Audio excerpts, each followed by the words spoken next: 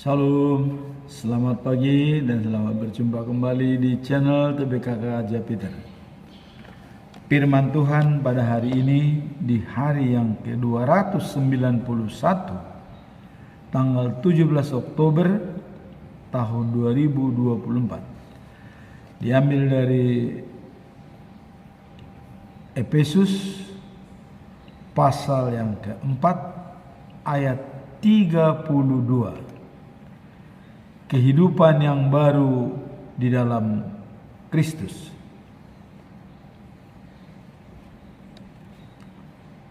Sebagai nats,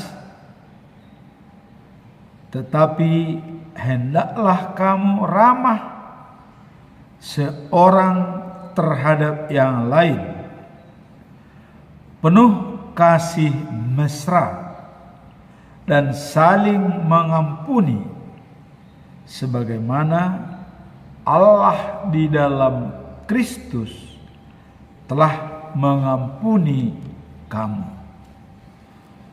Dan sebagai bacaan pagi diambil dari kitab Esra pasal 1 ayat 9 sampai dengan 11. Raja Kores mengizinkan Yahudi pulang ke negerinya.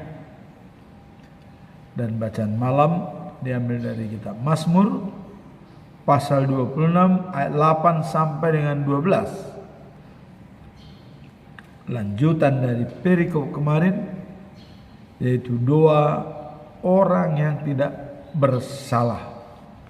Dalam hal ini adalah Mazmur Daud. Sebagaimana yang sudah kita tentukan bahwa pedoman kita selama bulan Oktober tahun 2024 dengan topik serahkanlah hidupmu kepada Tuhan menjadi persembahan yang hidup dan benar. Dan sebagai ayatnya yaitu dalam Roma 12 ayat 1. Karena itu, saudara-saudara, demi kemurahan Allah, aku menasehatkan kamu supaya kamu mempersembahkan tubuhmu sebagai persembahan yang hidup, yang kudus, dan yang berkenaan kepada Allah. Itulah ibadahmu sejati. Inilah pesan daripada Paulus ke jemaat yang ada di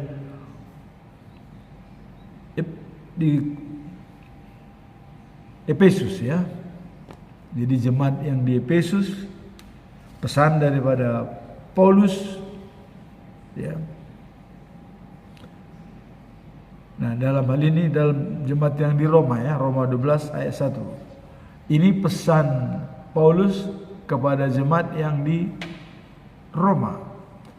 Nah, kemudian sekarang ya Paulus menyampaikan ke jemaat yang ada di Efesus, yaitu tetapi hendaklah kamu ramah sesama terhadap yang lain. Ramah ya seorang terhadap yang lain, artinya ramah dengan sesama, penuh kasih mesra dan saling mengampuni, bagaimana Allah di dalam Kristus ya telah mengampuni kamu. Jadi teladan daripada Kristus untuk dijalankan sesuai dengan pesan daripada Paulus. Nah, kemudian dalam topik bulan ini juga nasihat daripada Paulus yang mengatakan bahwa serahkanlah hidupmu kepada Tuhan sebagai persembahan yang hidup dan benar. Nah, ini sangat berkaitan. Nah, sekarang kita melihat katanya adalah itu ibadahmu yang sejati. Jadi ibadah sejati itu adalah mempersembahkan hidup ya dengan benar. Apa yang dimaksud dengan hidup dengan benar? Tentu hidup kita, jasmani kita terdiri dari 3 unsur: hati nurani, jiwa, dan kekuatan. Kalau ini kita persembahkan dengan benar, tentu dia merupakan konsepsi sistem atau totalitas ya. Semuanya, tidak hanya hati, tidak hanya jiwa, tidak hanya kekuatan, tetapi ketiga-tiganya menjadi benar, kudus, dan disenangi oleh Tuhan. Nah, karena kebenaran itu ya, ada pada Yesus. Nah, kebenaran di dalam Yesus kita tahu bahwa dalam Yohanes 14 ayat yang ke-6 ya, akulah jalan, hidup, dan kebenaran. Tidak ada yang bisa sampai kepada Bapa tanpa melalui aku. Jadi jelas melalui Yesus, kebenaran yang sejati. Nah, kemudian bagaimana konsekuensi kalau kita berada di dalam Yesus? Nah, ini juga disebutkan ya dalam Yohanes 6 ayat 35. Akulah roti hidup, kata Yesus. Apa sebabnya dikatakan dia roti hidup? Karena katanya barang siapa yang datang kepadaku tidak akan kelaparan. Kemudian barang siapa percaya kepadaku tidak akan kehausan. Jadi jelas tidak pernah lapar, tidak pernah haus, dan hidup yang kekal. Itulah kalau kita bersama dengan Yesus. Nah, kemudian dalam perikop ini ya terdapat ajakan untuk menunjukkan kasih dan kebaikan kepada sesama ya, khususnya dalam konteks kehidupan baru di dalam Kristus. Inilah inti daripada perikop ini. Jadi ada ajakan untuk menunjukkan kasih dan kebaikan kepada sesama ya, khususnya dalam konteks kehidupan baru di dalam Yesus Kristus. Nah, kehidupan baru di dalam Yesus Kristus yaitu hidup bersama dengan Yesus, meninggalkan belenggu-belenggu yang bisa menghambat kita ya, yang bisa mengganggu kita ya, yaitu adanya godaan-godaan setan untuk memisahkan kita dari Yesus Kristus. Jadi di sini dikatakan bahwa dalam perikop ini memohon untuk menunjukkan kasih dan kebaikan kepada sesama. Jadi mengasihi dan kebaikan kepada sesama sesuai dengan teladan yang dilakukan oleh Yesus, lebih dulu mengasihi kita. Nah, hal ini mencerminkan transformasi yang seharusnya terjadi dalam setiap orang ya, di mana kita dipanggil untuk hidup sesuai dengan teladan Kristus yang penuh kasih. Jadi panggilan ini adalah kepada semua orang untuk meneladani Yesus Kristus yang telah mengampuni kita dari dosa dan membuat kita kembali berbaik dengan Tuhan Allah.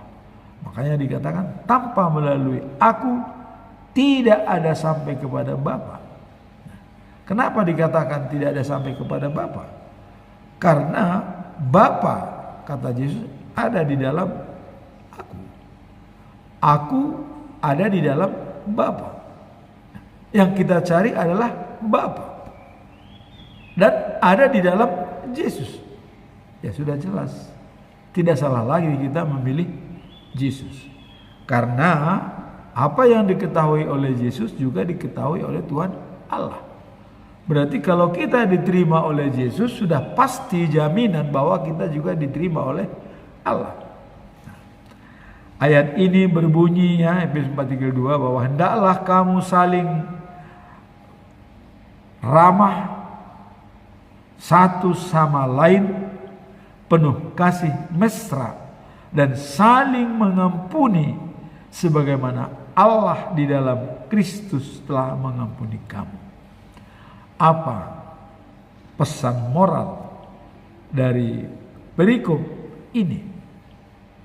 Nah, perikop ini menunjukkan bahwa pentingnya sikap saling mendukung, ya, mengasihi, mengampuni antara sesama. Inilah yang dikatakan dalam konsepsi sistem. Saling mempengaruhi, saling menentukan, saling berhubungan, dan saling memperbaiki antara yang satu dengan yang lain. Dan saling mengampuni dan saling mengasihi. Inilah pesan moral daripada ayat hari ini dalam Efesus pasal 4 ayat 32. Kehidupan yang baru di dalam Kristus. Kehidupan baru dalam Kristus itu apabila kita saling mempengaruhi, saling mengampuni, saling memaafkan, dan saling memperbaiki antara yang satu dengan yang lain. Itu menjadi hidup baru di dalam Kristus. Nah, kemudian bacaan pagi diambil dari kitab Esra pasal 1 ayat 9 sampai dengan 11.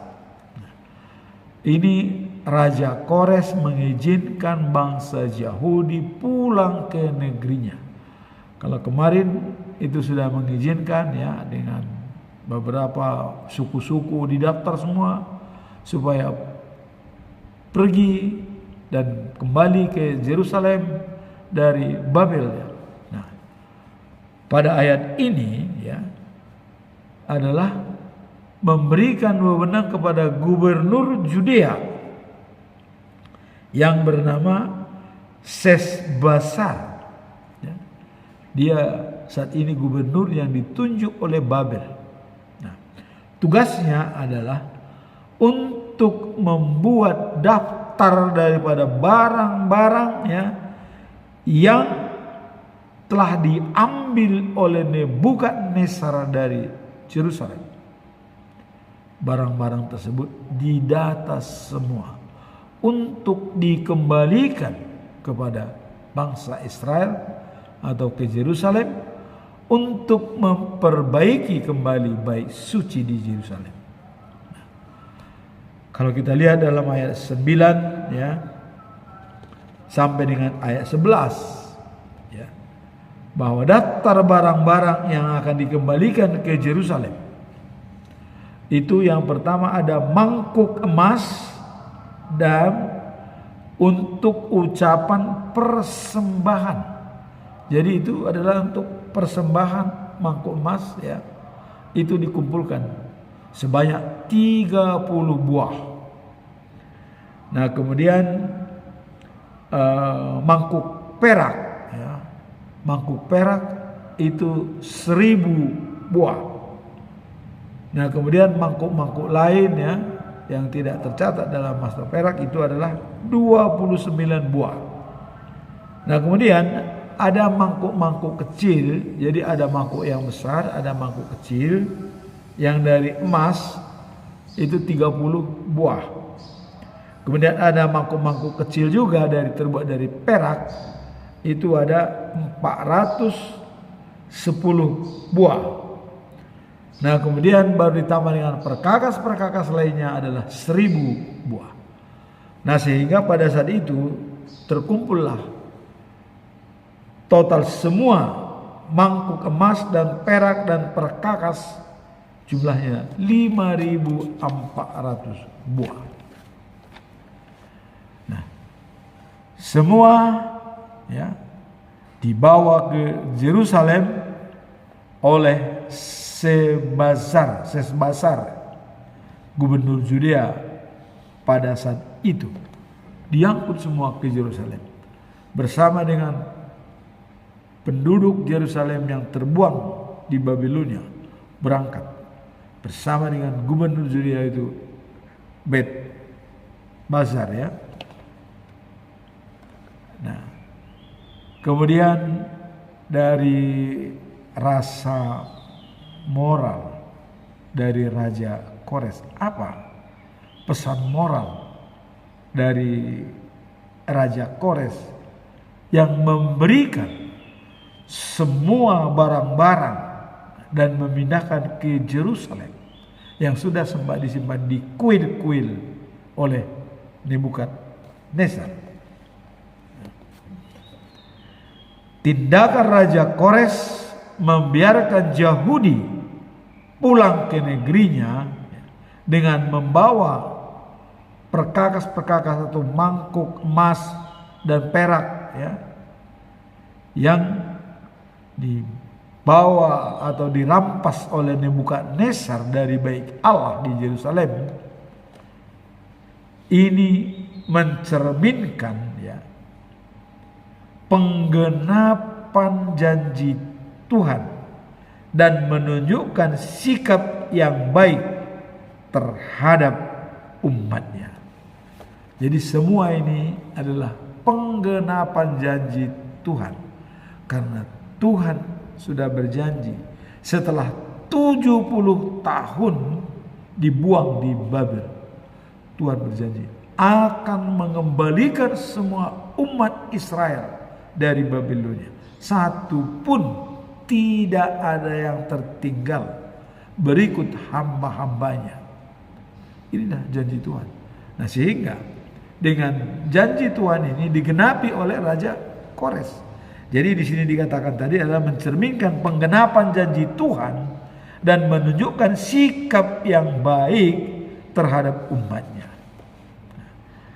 Hal ini menjadi pelajaran berharga tentang pemulihan dan kasih Tuhan kepada bangsa Israel. Jadi inilah menunjukkan ya, mencerminkan bahwa penggenapan janji Tuhan dan menjadi pelajaran bagi yang berharga bagi kita. Suatu pelajaran berharga bagi kita, yaitu tentang ya pemulihan dan kasih Tuhan kepada umatnya. Jadi adanya pemulihan dan kasih Tuhan.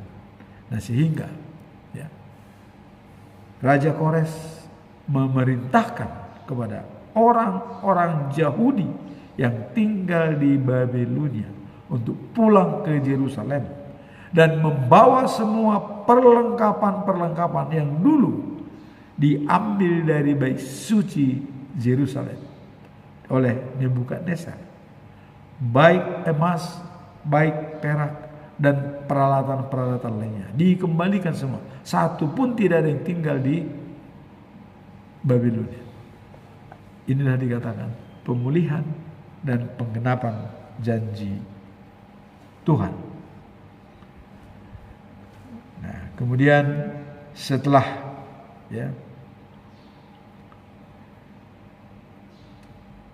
Raja Kores ya menunjukkan atau mengizinkan pulang bangsa Israel atau Yahudi ya dan membawa barang-barang dalam bait Allah merupakan penggenapan janji Tuhan kepada umatnya untuk memulihkan mereka. Jadi janji Tuhan itu sudah ditepati karena Raja Kores membiarkan bangsa Yahudi untuk pulang ke negerinya dengan membawa semua peralatan baik suci yang pernah diambil dari Yerusalem. Setelah masa pembuangan, mangkok emas dan perak menjadi simbol dari kebangkitan spiritual dan pemulihan yang ditawarkan Tuhan, menunjukkan bahwa meskipun Israel mengalami penyiksaan, Tuhan selalu memilih rencana untuk membawa mereka kembali ke dalam keadaan yang semula dan diberkati. Inilah, jadi mengembalikan bangsa Israel ke tanah negerinya dan memberkati mereka. Nah, keadaan yang diberkati, ya, ini adalah pengingat bahwa Tuhan, ya, menggunakan berbagai cara untuk mewujudkan kasih dan pemulihannya, bahkan melalui orang-orang lain yang dikenal, ya, dalam sejarahnya. Jadi bisa dipakai oleh Tuhan siapapun untuk mengembalikan keutuhan dan kesatuan bangsa Israel. Nah, dalam hal ini adalah Raja Kores yang dipakai oleh Tuhan. Nah, jadi tadi dikatakan demi penggenapan dan janji Tuhan, dan siapapun itu bisa dipakai. Sekarang kita masuk dalam bacaan malam, yaitu Mazmur 26 ayat 8 sampai dengan 12. Doa orang yang tidak bersalah. Dalam perikop tersebut, ya, menunjukkan kerinduan Daud untuk tinggal di rumah Tuhan dan menunjukkan keyakinannya akan keadilan serta, ya, kemurnian hidupnya. Jadi di sini adalah merupakan tanggapan Daud, dikatakan bahwa untuk mengharapkan, ya, tinggal di rumah Tuhan dan menunjukkan keyakinannya akan keadilan serta, ya, kemurnian hidupnya. Jadi karena Daud adalah orang yang sangat setia kepada Tuhan, maka dia menyampaikan di sini bahwa ada perikop doa orang yang tidak bersalah. Dalam konteks doa orang yang tidak bersalah, ya, pengharapan Daud akan pembalasan Tuhan menjadi contoh untuk kita tentang pentingnya hidup dalam kebenaran dan integritas. Jadi ini yang mau disampaikan oleh Daud kepada kita, ya, bahwa, ya, pengharapan akan pembelaan Tuhan, ya, terhadap Daud itu merupakan contoh untuk kita, ya, tentang pentingnya hidup dalam kebenaran. Jadi karena Daud sudah hidup dalam kebenaran, maka dia dilindungi oleh Tuhan. Karena dia sendiri sudah mengikrarkan diri bahwa kebajikan dan kemurahan belaka mengiringi hidup saya seumur hidup, dan saya akan diam di rumah Tuhan sepanjang masa. Jadi rumah Tuhan itu adalah dirinya, hidupnya, hatinya, jiwanya, dan kekuatannya. Dia berada di rumah Tuhan sepanjang masa. Artinya dengan dia taat kepada Tuhan dan berada di rumahnya sepanjang masa, maka kebajikan dan kemurahan pada dia selama-lamanya. Nah, maka Daud mengatakan di sini adalah doa orang yang tidak bersalah, menunjukkan bahwa kerinduan dia untuk tinggal di rumah Tuhan. Nah, jadi adanya kerinduan Daud untuk tinggal di rumah Tuhan ini menunjukkan ya keyakinannya akan keadilan serta kemurnian hidupnya. Jadi dengan Daud berada di rumah Tuhan, dia berkeyakinan akan keadilan serta kemurnian hidupnya. Inilah yang diharapkan oleh Daud.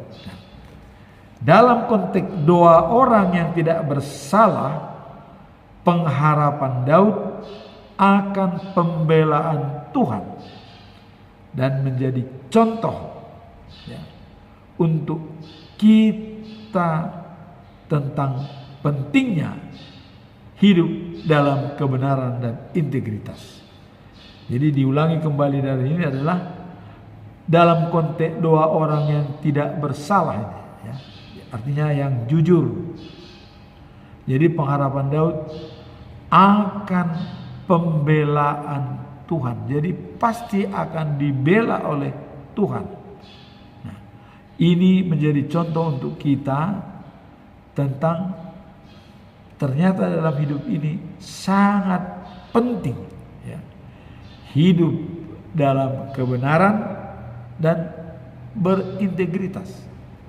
Nah, kalau topik kita 1 bulan ini dikatakan serahkanlah hidupmu menjadi persembahan hidup dan benar.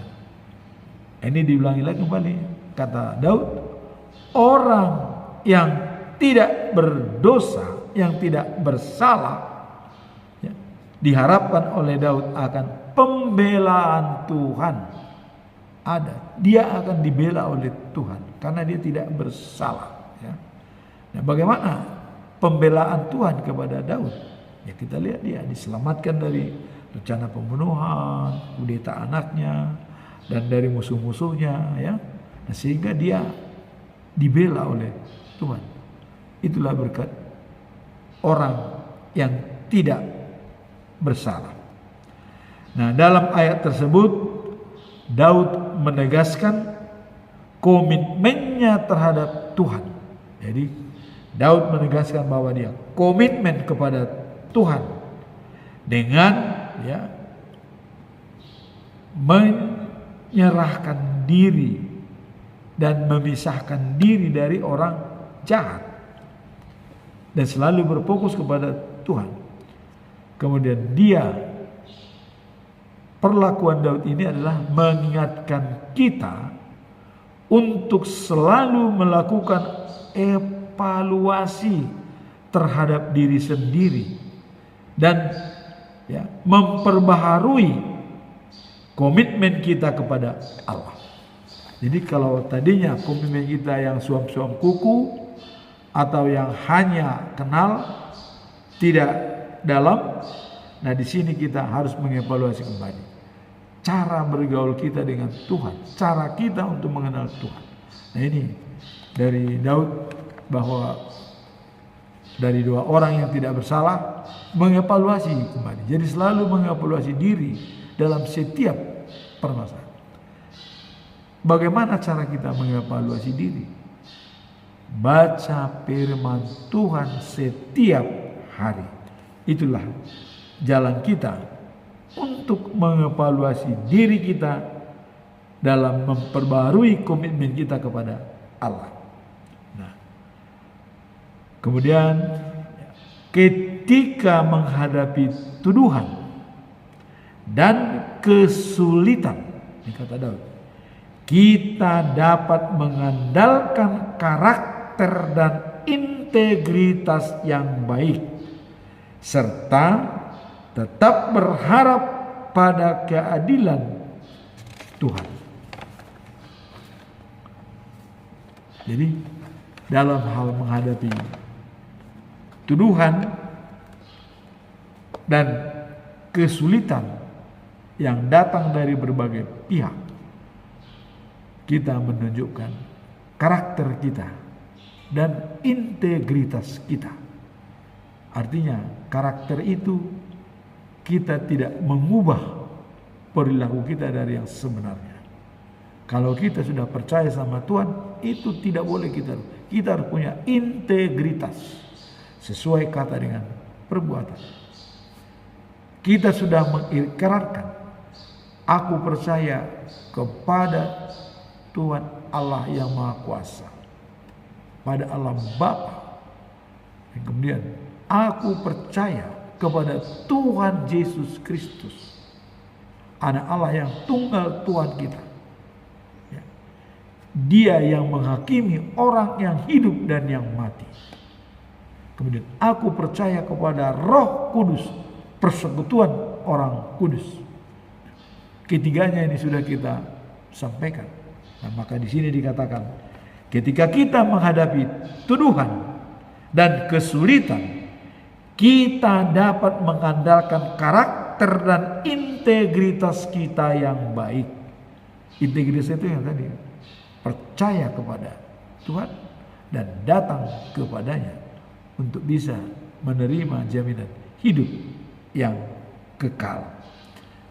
Inilah firman Tuhan pada hari ini yang bisa kita simak dalam 3 perikop, yaitu kehidupan yang baru di dalam Kristus. Kehidupan yang baru itu adalah saling mengasihi, saling mendukung, dan saling mempengaruhi antara yang satu dengan yang lain. Nah, kemudian dalam bacaan pagi, yaitu Raja Kores memberikan izin kepada bangsa Israel untuk pulang ke Yerusalem, ke Yehuda, dan membawa semua perkakas-perkakas baik suci yang sudah dihancurkan dan dibawa ke Babel. Ini adalah penggenapan janji Tuhan terhadap bangsa Israel, dan dia pakai, siapapun boleh dipakai oleh Tuhan, termasuk Raja Kores. Nah, kalau Nebukadnezar memang spesial untuk menghancurkan bangsa Israel. Tapi kita lihat akhir daripada hidup Nebukadnezar, dia 7 tahun makan rumput bersama binatang, supaya dia mau bertobat bahwa kekuasaan itu Allah bisa memberikan kepada siapa yang dia mau. Jadi semua itu adalah kuasa dari Allah.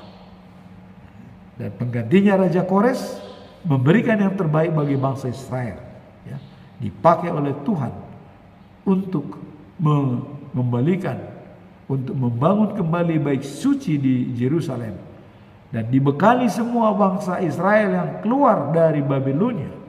Tetangga-tetangga membantu perlengkapan emas dan perak, bahkan domba-dombanya pun dibawa dan dibekali dalam perjalanan. Itulah kehebatan Raja Kores, dan itu dikatakan adalah penggenapan janji Tuhan Allah. Jadi semua bermuara kepada Tuhan Allah. Nah, kemudian perikop yang terakhir hari ini adalah doa orang yang tidak bersalah, dan menunjukkan apabila ada dalam kesulitan dan dalam tantangan yang berat, adanya tuduhan-tuduhan orang kepada kita yang jelek atau yang negatif, apa yang kita tunjukkan? Karakter dan integritas kita. Apa karakter kita? Karakter kita sudah pengikut Yesus Kristus. Sudah diselamatkan berdasarkan iman percaya. Percaya kepada Allah Bapa, percaya kepada Yesus Kristus, percaya kepada Roh Kudus. Inilah karakter kita yang harus kita pegang dengan kuat, yaitu punya integritas yang tinggi, sesuai kata dengan perbuatan. Dalam situasi apapun, tertekan atau mengalami kesulitan atau dalam kebahagiaan, kita tidak berubah. Dalam situasi apapun, kita adalah kita. Itulah yang punya karakter yang tinggi dan integritas yang kuat. Amin. Tuhan memberkati.